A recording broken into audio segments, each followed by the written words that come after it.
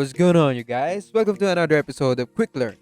Today's episode, I'm going to teach you how to pay using Google Wallet. So, note that you can use Google Wallet on any online store like Lazada, Shopee. So now in my tutorial, I'm only using it on Play Store. So, let's get it on. So, we're going to start Play Store. And to add your Google Wallet or Google Pay as your payment method, you just need to click your icon and go to payment method and subscription and click payment method.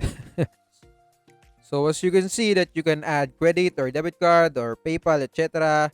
There's no Google Pay or Google Wallet, right? So what you're going to do is click more payment method. That's it.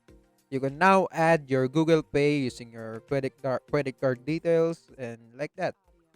And after you add your GPay or G Wallet, you can now use it as a payment method to buy anything you want. You can use it on other online store too, like Lazada or Shopee, and the process is almost same. You just need to add your credit card details, and that's it. And that's is all for today's episode. If you want more to this channel, please like this video, click the notification bell, and don't forget to subscribe.